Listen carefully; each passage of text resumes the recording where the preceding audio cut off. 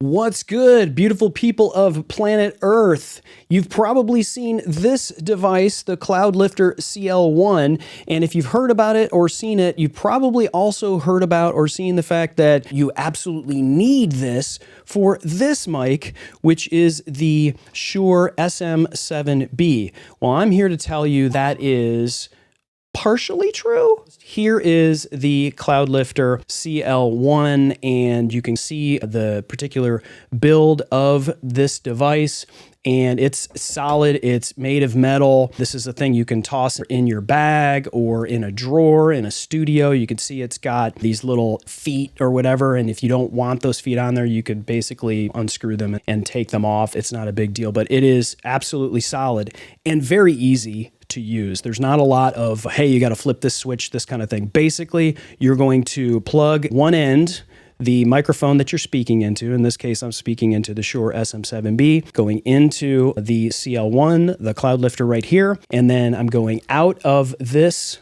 right here into my interface, which is the Rodecaster Pro 2, and I'm going to tell you how I set this up. And if you don't have a Rodecaster Pro 2, that's okay. You've just got an interface that you have. You can still use this, and I can show you basically how that's going to work and how you would get that set up. And let's talk first and foremost about why you might need this. Okay, so I'm going to speak about this as simply as I can. Do you absolutely need this device? No, but if you want to sound better and get the most out of your dynamic microphone, again, this is not for condenser microphones. This is only for dynamic microphones and for ribbon microphones. So that's if you're like a professional studio. Ribbon microphones are used in very specialized situations, mostly by studio professionals. So what this does is instead of you plugging a dynamic microphone into an interface and cranking up your interface so that you get your mic to where it sounds loud enough, commensurate with everything else on a live stream or a podcast or a video or whatever you're doing, what you're actually doing is you're cranking up the preamps inside of your interface. And when you do that, that can introduce more noise into your signal. And that's why you may hear some things like maybe if you're quiet, you would hear some extra noise going in there, or maybe actually it's coloring your voice. And so a lot of people, a lot of professionals use this, and they use this to get the most out of the actual microphone. So here's how this works. And I'm going to show you my Rodecaster Pro 2, which is right in front of me. And basically the way it works is you're going to have to turn on phantom power on your interface in order for it to work with the CL1, the Cloudlifter. And a dynamic microphone does not typically require phantom power. Those are for things like condenser microphones or whatever. Don't worry about the phantom power affecting anything. What that does is it's just powering the CL1, and it allows it to take that and add up to 25 decibels or dBs of clean gain into your signal before it reaches your interface. And so instead of you having to crank up your gain from your interface and those preamps being just potential noise, depending if you have like maybe a more budget-friendly interface, you may not have great preamps that are built into that interface. What this Cloudlifter will do is it will take the best quality and add 25 dBs of gain before it even hits your interface. And so you don't have to worry about trying to pump it up so much. So if I did not have this Cloudlifter on, if I did not have this in my chain right now, you could barely hear me. I would have to crank up the gain on my Rodecaster Pro 2. So here's how I did it, just so you know, and to give you a comparison. We're going to be doing videos with Cloudlifters and comparing different microphones, because I'm going to tell you here right now, it's not just the SM7B that you can use a Cloudlifter on. You can use it on a Shure SM58. You can use it on a Heil Sound PR40.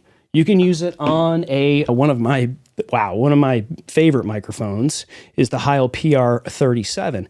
These will basically supercharge these microphones and will take all of the weight out of your interface. So let me show you really quickly. As you can see, I'm coming in on channel 1 right here. And of course, there is a setting in the Rodecaster Pro 2 for an SM7B, and you can click on it and go from there. But you can see right here, I've turned this on. This is your phantom power. Okay, and that phantom power, once again, is what powers the CL-1. What powers the Cloudlifter is the phantom power. So you got to make sure you turn that on. But before you do any of that, you want to make sure you bring your levels all the way down. I mute it. I bring everything all the way down.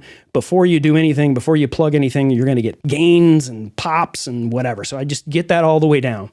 But let me just tell you this really quickly. Before I even hooked up the CL-1 and I clicked the SM7B setting for the Rodecaster Pro 2, and of course it didn't have phantom power on, but I'm using the preamps.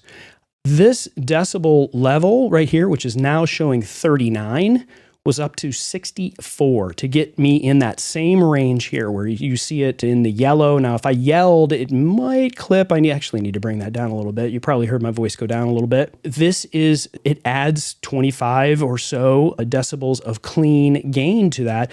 So when I didn't have this Cloudlifter in the chain, this was up to the 63 or so level. It was up there. I had to really use the preamps from the Rodecaster Pro to do that. Now, the preamps that are in the Rodecaster Pro 2 are great.